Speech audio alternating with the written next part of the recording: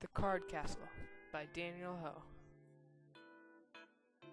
It had finally come, the project our teacher had been promising us for over 5 weeks. Trying to contain my excitement, I gave my best friend, Jordan, a thumbs up and a wink. Ever since first grade, when we had all of a sudden become best friends, Jordan and I had always been partners in groups projects such as this. The assignment was made to help build teamwork, so obviously my teacher would pair us together. There was simply no other choice for Mr. Himble to make. As the teacher called out partners' names and cheers and groans slipped out of people's mouths, my teacher had still not called Jordan and I, and soon there were only 4 people left. 1 second after that thought, my teacher announced my name, and Daniel will be working with none other than... At that point, my friend gave me a reassuring wink, and the teacher continued. Dawn. My heart dropped like a stone. I was working with the king of fidgeting, and not in any ordinary project. We were working on an extremely delicate project. We were supposed to make a castle of cards. After school, I went to complain to my teacher. My grade is going to sink like a sack of rocks in a lake, I ranted, trying to make my teacher regret his choosing. Remember, Daniel, this is a project based on teamwork, and since you are doing so well in my class, I decided to give you a little challenge, he answered, cool as a cucumber. I made a mental note saying how much I hated how teachers do that.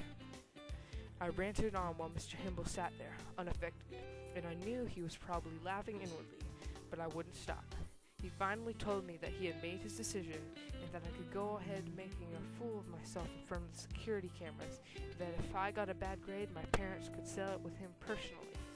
With that, I stormed out of his office, hoping that Mr. Himble would fall victim to a fatal accident. I walked into the classroom the next day, a new day, with the slate wiped clean. Secretly, I hoped that Mr. Himble had changed his mind and that he would come up to me and apologize, explaining how wrong he had been to make that choice. Sadly, though, that was not the case. Don and I met at a desk in the middle of the room. He seemed so much more excited about working with me than I was about working with him. When we finally converged, he spoke enthusiastically. We're going to be the best team ever, he chattered. With 2 great minds working as one, we'll have the best castle in the class. What 2 great minds, I thought. He must be fooling himself. With that, Don and I began to plan our tower. How about we start with a couple cards right here, I began, but almost immediately I was interrupted. But wait a second, Don interjected. You're not taking the X variable into account. Without that, the tower will certainly collapse. The X variable? I thought. What is that variable? Oh, wouldn't that be you, Don? Making it certain to collapse? It's amazing how smart a dumb person can sound when they start talking gibberish. X variable. Ha! When I arrived home, I plopped down on the sofa and took our blueprint and erased all the nonsense lines and stupid equations. After I'd finished that, I went up to the computer and looked up how to make a card castle on YouTube.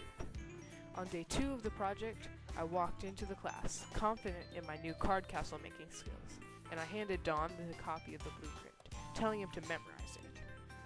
What happened to all the safeguards and support card placement instructions? Don asked incredulously. The copier I used must have copied wrong, I lied. There was no reason to tell Don that all of this nonsense was not going to help us get a passing grade. The only thing that could really help us was a miracle. That very night, I went to sleep thinking of the blueprint and my report card. My usually perfect report card with a big fat B, C, or maybe even a D on it. The next day, I walked into class, dreading what was soon to come. It was the day we were to make our card castles. I slowly trudged to our designated work zone. With a heavy heart, I sat down and readied myself for the worst grade in my entire life. All of the groups had a deck of cards except us. We had 2, because Don had asked the teacher for another, in case we did not have enough to finish. The teacher had smiled, remarking that he doubted we would need more than 1 deck, but we could use 2 if we wanted. Then it happened. Don sat on his half of the desk, fidgeting as always. His twitching hand got closer and closer to our paper, and too late did I realize what was going to happen. His hand brushed the paper off the desk, towards a sinister puddle of dirty water, waiting, mouth open, ready to engulf my paper. I dove for it. The world stopped, and I let out a mental sigh of relief. I was going to catch it before its swaying trajectory brought it into the puddle. Then, all of a sudden, I was back in the real world, hurtling towards my paper. As the ground converged on me, I swiped wildly at my paper. I missed. The paper landed right in the middle of the puddle. Our plan was sunk, literally. And if Dawn and I ever had any hope of passing before, we no longer had any. I looked up at the class, who by now was breaking out into laughter, and readied myself to use my unreliable card castle building skills when I noticed Dawn. While I had been trying to save our paper, Dawn had been slowly constructing a card castle, and he wasn't fidgeting a single bit. I stared at him in awe, wondering if I had misjudged him all along. Had this master sculptor been hiding in plain sight all along? Was my nightmare of him and I working on a card castle and him knocking over my wonderful fantasy card castle all just that? A nightmare? No closer to reality than unicorns or trolls?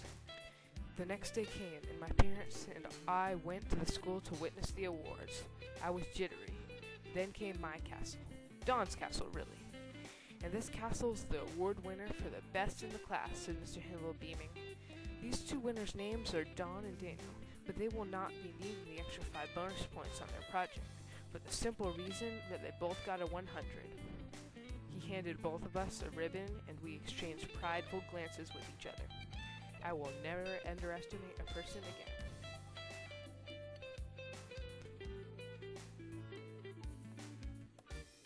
Never judge a book by its cover.